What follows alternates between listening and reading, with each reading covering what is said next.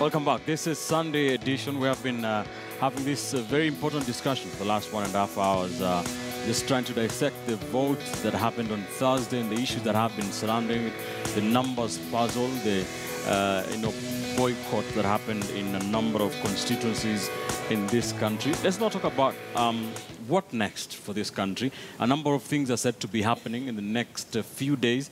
The IBC is set to finish tallying the final results and declare a winner of the repeat presidential election. What will then that mean for Uhuru Kenyatta if he is declared president? The National Super Alliance are set to be making a major announcement and charting the way forward for their movement.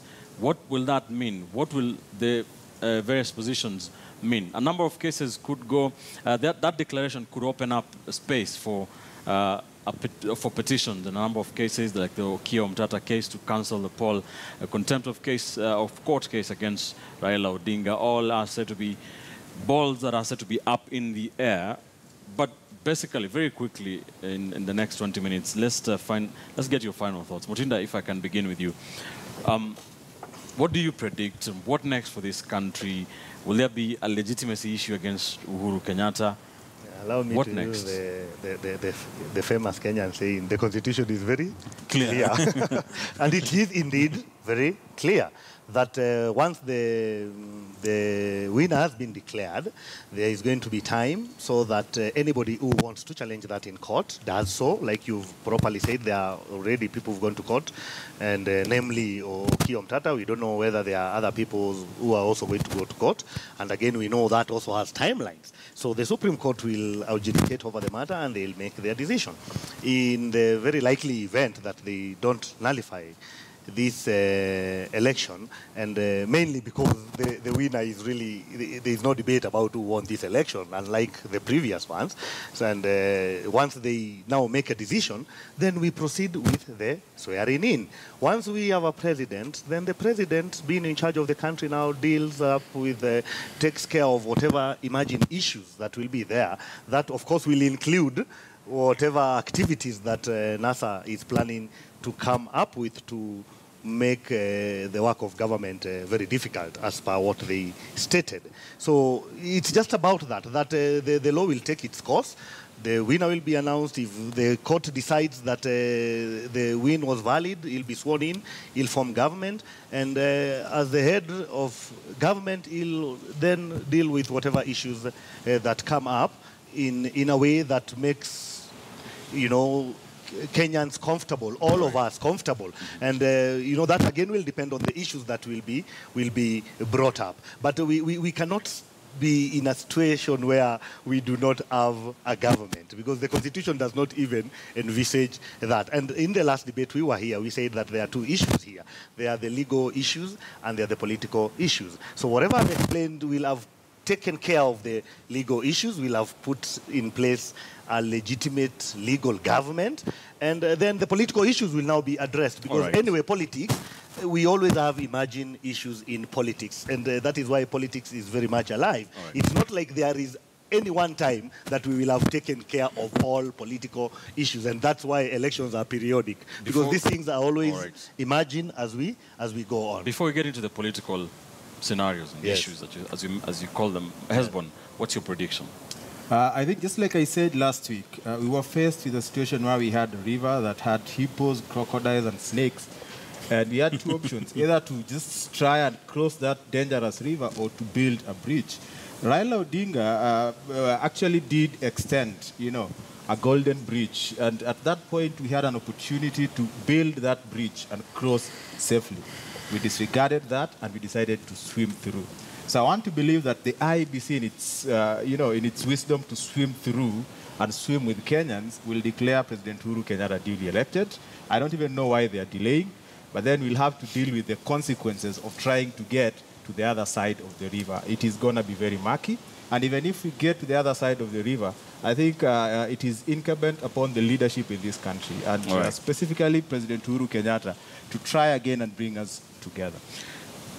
Mark, what do you see happening in the next couple of days? Of course, we expect Chebukati to declare Uhuru Kenyatta duly elected as president. We expect that the NRM should take more shape and more form within the short space of tomorrow, because I expect, if my crystal ball tells me right, that Raila will declare economic sabotage upon certain companies. That would be the next logical step for him to take. However, the thing that Kenya will have to deal with is, number one, we need to get to a space where we can disagree without getting physical about it. Right. We need to get to a space where we can disagree without being abusive about it. We need to get to a space where we understand that different political alignment does not necessarily constitute not being Kenyan. And I think that's the most important thing that Kenya needs to do. Fourthly, and most importantly, and I beg of Uhuru Muigai Kenyatta, when he is duly elected as president and that declaration comes out, to really foster this dialogue, and not the dialogue of individuals, but the dialogue of the nation, where the nation can continue to converse and talk about the issues that really affect us, the issues that make someone in Kisumu, someone in Nakuru, someone in Ukambani, someone in Coast feel like, you know what, I have not been taken care of by government. That is what we need to deal with. Beyond the individuals, we need to get people to feel like they're Kenyans and they belong to the state of Kenya. Right. Number two is, I honestly pray that those who will be celebrating a jubilant celebration will actually extend a hand to those who feel like their rights have been robbed. And let's mend relationships before we even start mending the political cycle. This one. Well, it's going to be a week of lots of propaganda. For instance, you can take this to the bank. The NASA will be doing a media conference probably today or tomorrow and say that the voter turnout was around 34, 35%, and everybody will have a translation. So for NASA, they will say 65% of registered voters in Kenya have no time for President Kenyatta. They have time for Raila Odinga. And they will say, as a result, Raila Odinga has got a heavy political capital out of this. And everybody in the NASA corner right now is very happy, because they are saying, on the 26th day, people had two choices. Mm-hmm. You listen to Uru's advice, go and cast your ballot. You don't listen to, or you listen to Raila's advice, you stay at home. So for them, they're going to assume that anybody who did not go to the polling station was listening to Raila Odinga. However erroneous that is, that's going to be a topic of conversation. And then, of course, I can even bet my head that right now there are lawyers working on petitions who are just waiting for Chebukati to make an announcement, and then they go to the Supreme Court. Of course, the Supreme Court right now seems to be a bit compromised, and one fails to understand how we were unable to raise quorum a few days ago for them to listen to a matter. Given that the principal duty of a judge of the Supreme Court is to listen to presidential petitions, which come once every 5 years. So when you are told by the Chief Justice Maraga that one of the judges is within Kenya, but she's not able to get transport, then you begin to wonder, the farthest place from Nairobi on an helicopter ride is 2 hours away. What happened? Then again, there are two judges who are in Nairobi, but they're not in Nairobi. Of course, we know Justice Ibrahim is out of the nation. So their behavior a day before the election is beginning to make Kenyans nervous. Has the Supreme Court been intimidated? Are they now capable of taking an independent decision? All right. Those are questions which are beginning to come to the fore. I want us to take the next 10 minutes to answer two questions, to address two scenarios. One of them is, if Uhuru Kenyatta is announced and declared the winner, how does he bring this country together in terms of the fallout that has been witnessed, with the NASA and them, putting their feet down? And the next scenario is, what next for the National Super Alliance, or is it the National Resistance Movement, in whatever form? What next for Raila Odinga and co? Let's start with the first one. If Uhuru Kenyatta is declared winner, let me start with you, Mutinda, very quickly. How does he rule?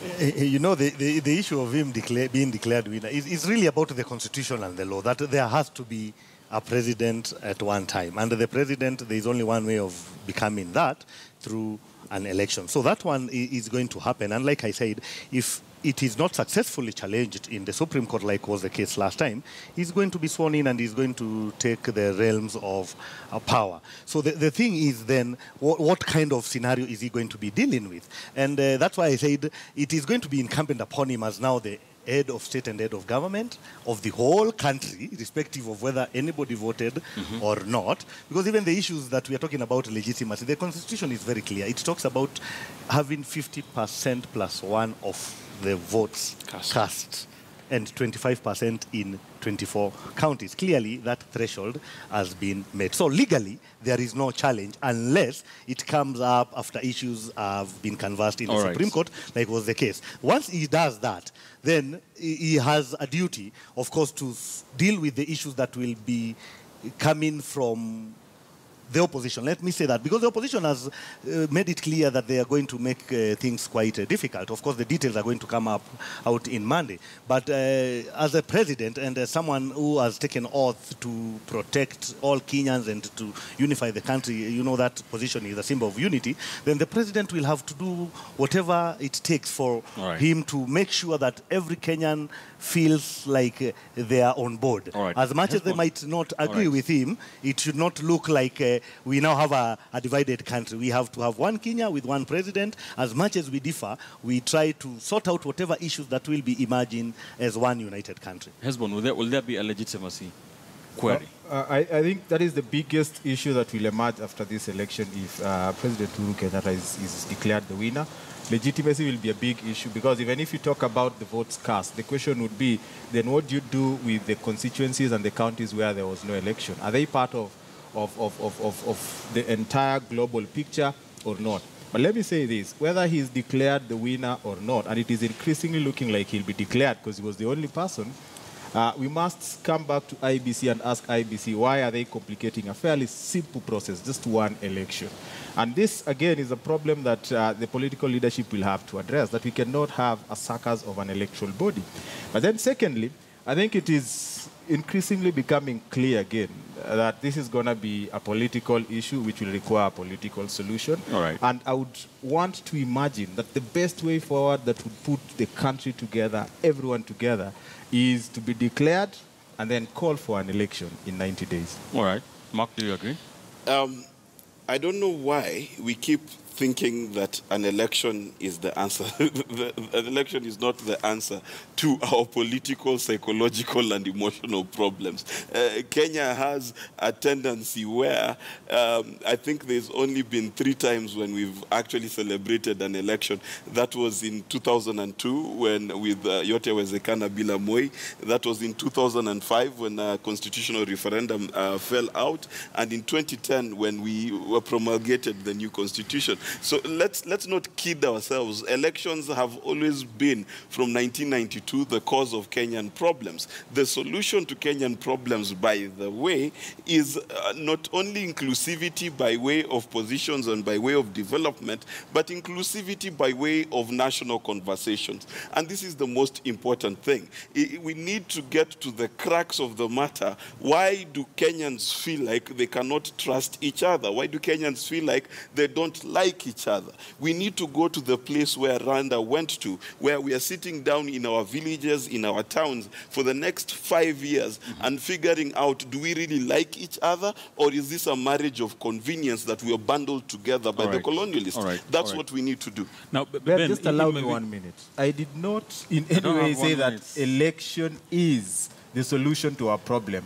And actually, we've just had an election that is causing much more problems than we had before the election. What I'm saying is, this is a political problem. We need a political solution before we have that election. And the solution is not an election in 90 days. That's what I'm saying. Ben, without discussing the NASA options, if President Kenyatta wins, and already is won, as Hesbon has indicated, it's just a matter of time before he's declared. So he must, when he assumes office, number one, he must ensure that he gives the succession politics a white bath.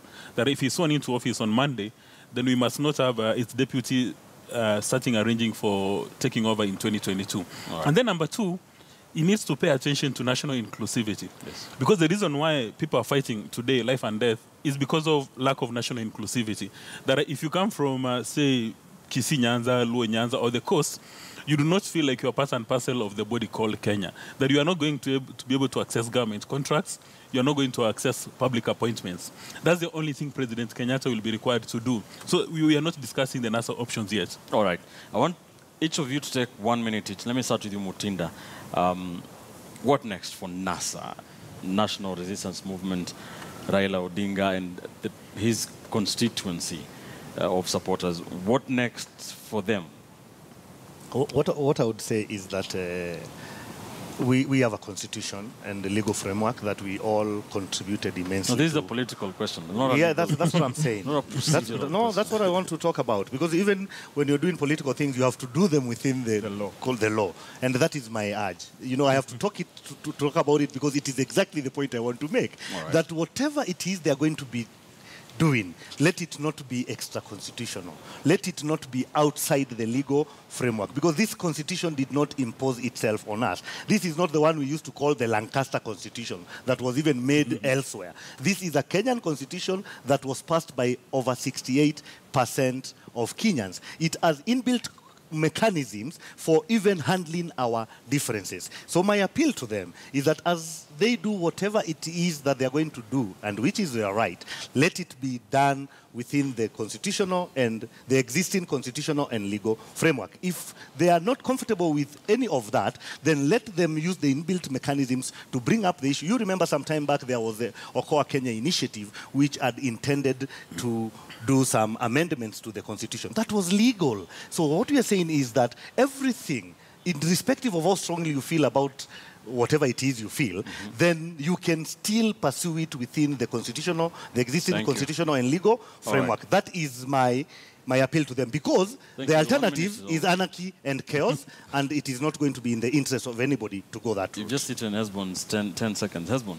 I think what next is to sit down, reflect upon these things, take as much time as we can take. DRC was supposed to have an election, I think, sometimes last year. The earliest they can have is April next year, simply because the environment is not conducive. So it is incumbent upon NASA, in whatever formation they want, to push for this and to ensure that they do this first within the law, and secondly, to ensure that no Kenyan loses his life in the fight to have a better Kenya. Mark. My hope, let me start with my hope, is I hope that the NRM does not go the way of many resistance movements, which ends up in some sort of armed conflict or illegal activity. That is my hope. But at the same time, my hope is that NASA, as a representative of a significant portion of the Kenyan population, will be able to advance the desires and the hopes of these people within a legal framework. And my hope is that they're able then to engage the government of the day to bring about this particular change that we want. Because if we don't do it now, in 2022 it will be worse. So it's the same mandate, whether you're in government or outside of government. Right. The biggest challenge is to include not jobs, not roads, but the ideas and the mentalities and the feelings of the people who have felt disenfranchised by status quo. This must be final. Now, Ben, this is the election of 26th that NASA would like to call as election, but it's actually an election, as invigorated Raila Odinga. Now Raila Odinga is a politician on steroids. All of a sudden, he's got a new political capital. And what he is likely to do in the next few days is going to send his proxies to go to the Supreme Court, hoping that the Supreme Court is going to nullify the election. And if the High Court doesn't nullify the election, there's a very high probability that we are going to go the Thailand way, where you get supporters of one political party taking over the streets on day one, then another bunch taking streets day two, and then it's going to be a very dangerous pendulum. Because Raila Odinga has got a good mass of supporters, President Kenyatta has got a good mass of supporters, and all of them would be filling the streets on alternate days. They may even decide to go to Mombasa Airport, Jomo Kenyatta International Airport, the way it happened in Thailand. But at the end of the day, we need to ask ourselves, what is the cause of all this mess? It's our inability to run a free, fair, and credible election. So why can't we do the things right so that if Chebukati declares President Kenyatta a winner, every Kenyan says this was a fair race, Kenyatta has won. If they declare Raila Odinga a winner, this was a fair race, Raila Odinga has won. Why do we want to tiptoe over these critical issues? And then, Kenyans were very peculiar. You remember what Michael Joseph said about Kenyans. A few days to the election, Raila Odinga wanted dialogue. President Kenyatta rolled his eyes and said, I'm not available. Now, after the election, President Kenyatta wants a dialogue. Raila Odinga is rolling his eyes, he's saying, I'm not available. What's wrong with us as a society? Right. When are we going to embrace national security interest and national prosperity? Thank you. Thank you, gentlemen, for your time the last 2 hours dissecting these issues. Very important issues, very pertinent conversations. Political risk analyst Dismas Mko, political commentators Mark Bichache and Hezbon Owila, and political strategist Mutinda Karuma. Many thanks. Let's do this again on Sunday, same time, from 11 a.m. to 1 p.m. That has been Sunday edition. Remember, at the National Tallying Center, the Bomas of Kenya here in Nairobi, the Independent Electoral and Boundaries Commission continues to tally the numbers, verify the results from different polling stations, different constituencies. Bichatinina is there keeping an eye on things for us. We shall be keeping you updated when it happens. You'll get it fast here on KTN News. Thanks for watching. See you again next Sunday. I'm Ben Kitil. Bye for now.